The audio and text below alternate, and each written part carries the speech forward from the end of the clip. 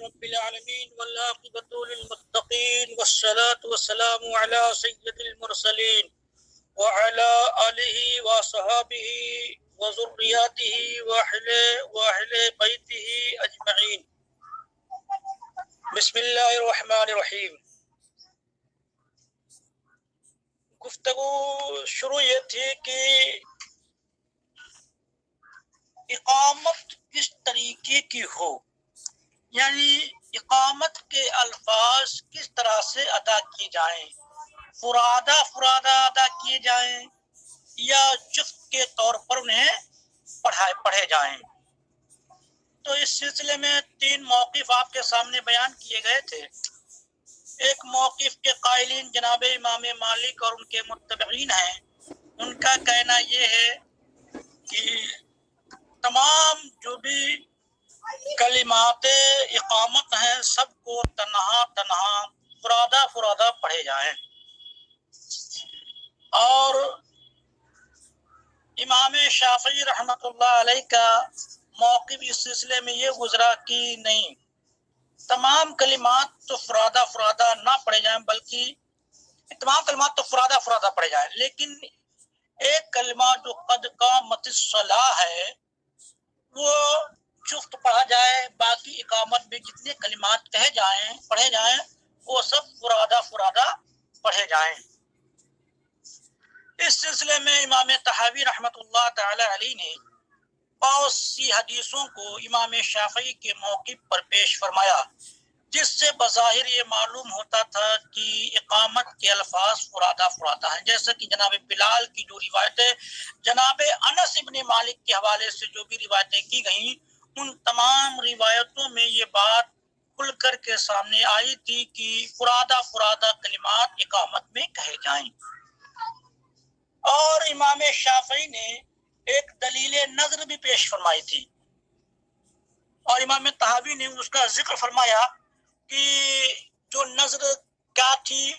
تو اس نظر کے سلسلے میں انہوں نے بیان کیا تھا کہ نظر وہ ہے کہ ہم دیکھتے ہیں کہ اذان کے جو کلمات ہیں، جس جگہ پر ایک کلمے کو دوبارہ لایا گیا، 2 مرتبہ لایا گیا، اگر اسی کلمے کو اسی اذان میں دوبارہ اعادہ کیا گیا تو ایسی صورت میں وہاں پر وہ کلمہ کیا فرادہ لایا گیا. اور کیونکہ اقامت بھی اذان کے مثل ہے، لہذا ایسی صورت میں دوبارہ یہ کلمات جو اقامت میں کہے جائیں گے، جو کلمات اذان میں کہے جا چکے ہیں، اگر وہ دو بار آئے ہیں تو یہاں پر وہ فرادہ آئیں گے.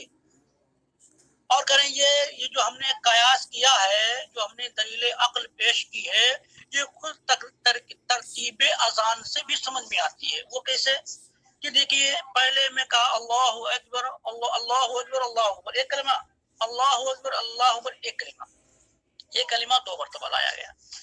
اس اعتبار سے دیکھا جائے 4 کلمہ ہے، لیکن اس اعتبار سے دیکھا جائے کہ ایک اللہ اکبر اللہ اکبر اللہ اکبر اللہ اکبر، یہ الگ الگ کلمے، جیسے حی علی الصلاۃ حی علی الصلاۃ حی علی الفلاح حی علی الفلاح اشہد ان لا الہ الا اللہ، جو تقدیم تاخیر ہو گئی.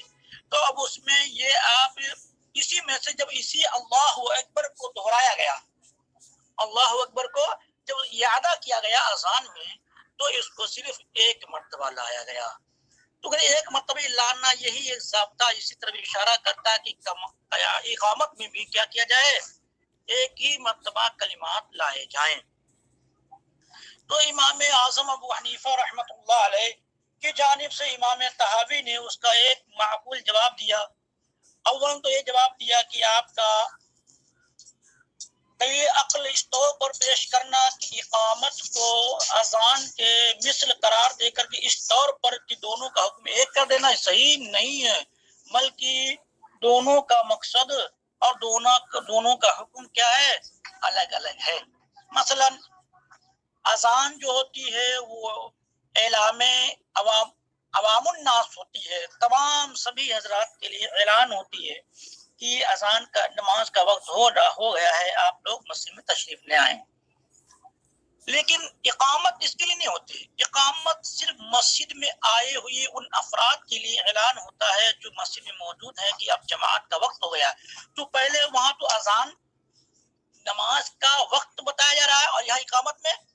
جماعت کا وقت بتایا جا رہا ہے. تو پہلے میں نماز کے اوقات کا اعلان ہے اور دوسری میں جماعت کے وقت کا اعلان ہے. تو دونوں کا حکم اور دونوں کا مقصد، دونوں کا مطمح نظر الگ الگ ہے، دونوں کا محل الگ الگ ہے. لہٰذا ایک کو اس پر قیاس کر کے اور قیاس سے یہ ثابت کرنا کہ اقامت کے الفاظ طرح ہوں جیسا کہ ترتیب اذان سے سمجھ میں آتا ہے، یہ صحیح نہیں ہے. دوسرا جواب انہوں نے دیا، اگر ہم بات آپ کی مان بھی لیں کہ اقامت جو ہے اذان کی مماثل ہے. اقامت کس کے مماثل ہے؟ اذان کے مماثل ہیں. تو پھر ہمارا قیاس اور ہماری نظر یہ ہے کہ دونوں کا اختتام کس پر ہو رہا ہے، دونوں کا اختتام کس پر ہو رہا ہے. ہم نے دیکھا کہ اذان کے جو کلمات ہیں ان کا جو اختتام ہو رہا ہے وہ لا الہ الا اللہ محمد رسول اللہ پر ہو رہا ہے، اور اقامت جو ہے اس کا اختتام بھی کیا ہو رہا ہے، کلمہ لا الہ الا اللہ محمد رسول اللہ پر ہو رہا ہے، لا الہ الا اللہ پر ہو رہا ہے، لا الہ الا اللہ پر ہو رہا ہے. تو اب گویا کہ اللہ کے نبی صلی اللہ تعالی علیہ وسلم نے لفظ لا الہ الا اللہ اور جو اذان میں ہے اور جو اقامت میں لفظ لا الہ الا اللہ ہے، ان دونوں کو ایک کے مساوی برابر قرار دے دیا. یعنی جس طریقے سے لا الہ الا اللہ اذان میں آیا تھا، اللہ کے نبی نے بعینی ویسے ہی اقامت میں کہنے کا دیا. اس سے یہ سمجھ میں آتا ہے کہ جب اللہ کے نبی نے کلمہ آخری کے تساوی کا حکم لگایا اقامت میں، تو ضروری ہوا کہ تمام جو وہ کلمات جو اذان میں ہیں وہ تمام کلمات ثابت کر دی جائیں کس میں، اقامت میں بھی. تو اب ایسی صورت میں اس سے سمجھ میں آ جائے گا کہ جو اذان کے کلمات ہیں بعینی وہی ثابت ہوں گے اقامت میں، جیسا کہ لفظ لا الہ الا اللہ بعینی ثابت ہے اقامت میں. جی بات سمجھ میں آ رہی ہے؟ جی حضور. پھر دوسرا ایک شبہ ہوا کہ آپ نے جو یہ قیاسی دلیل پیش کی ہے کہ اگر ایک جگہ پر دو مرتبہ کلمہ آئے اور اسی کو دوبارہ لایا جائے تو اس کا نصف ہو جاتا ہے. ایک اپنے ضابطے کی روشنی میں قیاسی دلیل پیش کی، تو کریں یہ ضابطہ پھر تو لا الہ الا اللہ کی صورت میں لازم آئے گا کہ نصف ہو جائے لا الہ الا اللہ. تو امام طحاوی نے ہی اس کا اسی ازالے کا جواب دے دیا. دیکھیے لا الہ الا اللہ ایسا نہیں ہو سکتا کہ وہ نصف ہو جائے، جس کو ہم آسانی یوں سمجھ سکتے ہیں. ہم نے بتایا تھا جیسے کہ اللہ کے نبی نے فرمایا کہ سفر کی نماز نصف ہو جاتی ہے، لیکن جس میں دو ہیں تو اس میں بھی ایک رہنا چاہیے. تو کہا نہیں، اس میں نہیں ہوں گے، جو دو ہیں وہ دو رہیں گی، اور جہاں رباعی ہے وہاں پر کیا ہو جائیں گی، نصف ہو جائیں گی. جہاں ثلاثی وہ ثلاثی رہیں گے. کیوں؟ اگر ثلاثی کا ہم 1.5 کریں گے تو ہو نہیں سکتا، اس لیے 2 ہی باقی رکھیں گے، کیونکہ نماز ہمیشہ جفت ہوئی ہے، طاق نہیں. طاق انہیں سلسلوں میں جو جیسے جن کے بارے میں اللہ کے نبی صلی اللہ علیہ وسلم نے فرمایا، جیسے مغرب ہے اور وتر ہے. باقی ساری نمازیں جب بھی پڑھی جائیں گی جفت پڑھی جائیں گی، طاق نہیں پڑھی جائے گی. چاہے نفل پڑھی جائے، چاہے وہ فرض پڑھی جائے، چاہے کوئی چیز پڑھی جائے، وہ سب کے سب کیا پڑھی جائیں گی، جفت پڑھی جائیں گی. یہ ضابطہ ہے شریعت مطہرہ کا. تو اب ایسی صورت میں کہا کہ لا الہ الا اللہ کو تو آپ نے کیا کر دیا، نصف نہ ہونے کی وجہ سے اس کو کیا کیا، مکمل کر دیا. تو ایسے کہہ رہے ہیں کہ لفظ اقامت میں بھی جو کلمے ایک بار ہیں وہ کلمات کے جو اذان میں ان کا آدھا ہوا، تو جس میں آدھا تھا آپ نے اس کو کیا کر دیا، پورا مان لیا. اس میں بھی ایک کلمہ تو اس کو بھی اذان کی طرح آپ پورا مان لیجئے، اور آپ ہی کی دلیل آپ کے خلاف ہو جائے، آپ کے موافق ہو جائے گی. جو آپ نے پیش کیا وہی دلیل آپ کے خلاف ہو جائے گی. اب جو یہاں پر ہمیں آج بیان کرنا تھا، اس لیے میں نے دوہرا دیا تاکہ بات آپ کے اور ہم سب کے ذہن میں دوبارہ آ جائے، تاکہ بات سمجھنے میں ہمارے لیے آسانی ہو جائے.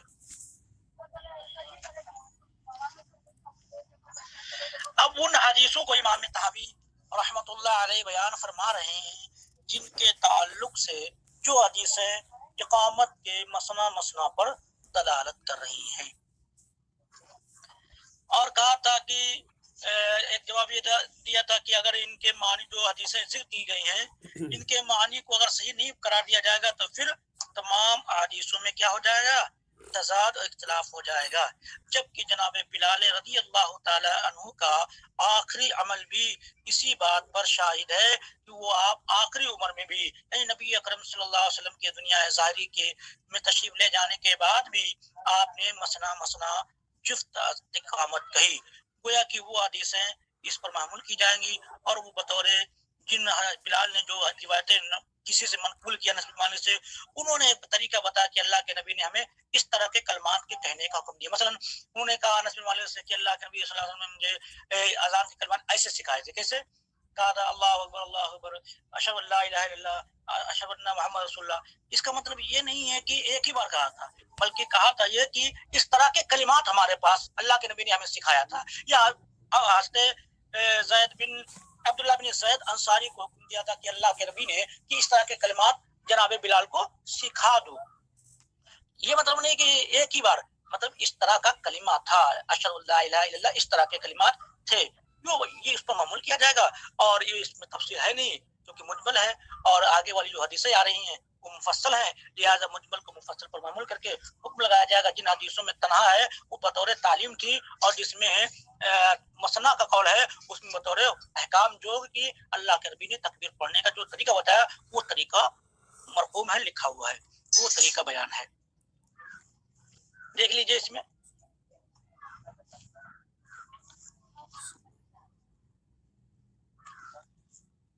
فثبت بذالک ان الاقامت مسنا مسنا.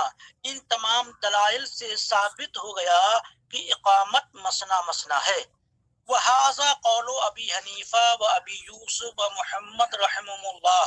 اور یہ قول جناب امام اعظم ابو حنیفہ، ابو یوسف رحمہ اللہ اور محمد رحمہ اللہ کا ہے. یعنی ان حضرات کا یہی موقف ہے اور یہی مفتاب قول ہے کہ اذان کے جو کلمات ہوں وہ کیا ہوں گے؟ جفت ہوں گے. اچھا، اب اس سلسلے میں امام طاوی ان حدیثوں کو بیان کر رہے ہیں جو احناف کے مسلک پر تائید کرتی ہیں حدیثیں. پہلے اس سلسلے میں حدیث بیان کی جناب ابو داود کی ہے، کہ حدثنا ابن ابی داود قال حدثنا عبد الحمید بن صالح قال حدثنا وکیع عن ابراہیم بن اسماعیل ابن مجمع ابن جاریہ ان عبید مولا سلمہ. یہ جو مولا ہے روایت کریں جناب عبید سے جو مولا ہے سلمہ بن اکوا کے،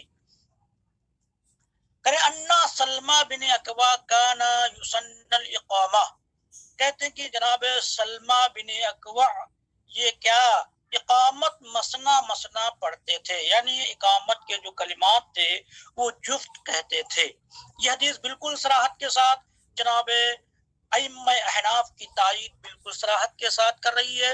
اور یہ سلمہ بن اکوا یہ عادل بھی ہیں، وہ فقی بھی ہیں. کرے حدثنا محمد ابن خزیمہ قال حدثنا محمد ابن سنان قال حدثنا حماد بن سلمہ ان حماد ان ابراہیم قال کانا صوبان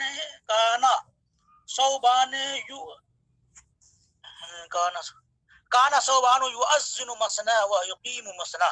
کرے صوبان یہ اذان پڑھتے تھے اذان پڑھتے دو بار، وہ یقیم مسنا اور اقامت بھی کہتے تھے مسنا مسنا. اس سلسلے میں تیسری حدیث ہے جناب ابن خزیمہ کی، قال حدثنا محمد، کہتے ہیں مجھ سے حدیث بیان کی ہے محمد نے. انہوں نے کہا مجھ سے حدیث بیان کی ہے شریک نے. وہ روایت کرتے ہیں عبد العزیز بن رفیع سے. انہوں نے کہا مجھ سے حدیث بیان کی ابو محذورہ نے، یؤذن مسنا مسنا ویقیم مسنا مسنا. یہ اذان پڑھتے تھے دو بار اور اقامت کہتے تھے دو بار. قد رویہ عن مجاہد، اور جناب مجاہد کی روایت کی گئی ہے، مجاہد سے روایت کی گئی اس سلسلے میں. حدثنا یزید بن سنان قال حدثنا یحیی بن سعید القطان قال حدثنا قطر بن خلیفہ عن مجاہد فی الاقامہ مرتن انما ہوا شیء استخف سيستخفه الأمراء فأخبر مجاہد أن ذلك محدث وأن الأصل والتثنية. کہہ رہے ہیں دیکھیے یہ ایک واقعہ بیان کر رہے ہیں، بیچ میں واقعہ آ گیا، کہہ رہے ہیں کہ قطر ابن خلیفہ جو مجاہد سے روایت کرتے اقامت کے سلسلے میں کہ مرت ایک بار کہا، اور کہہ رہے ہیں یہ وہ ہے جس کو عمرہ نے ہلکا کر دیا تھا، عمرہ نے کیا کیا تھا، اس کو کم کیا تھا. فاخبر مجاہد ان ذلک، تو جب یہ مجاہد کو خبر فاخبر مجاہد ان ذلک محدث، کہا یہ تو کیا ہے، نئی بات ہے، وان الاصل هو التثنیہ، اور اصل کیا ہے، دو بار تکبیر پڑھنا.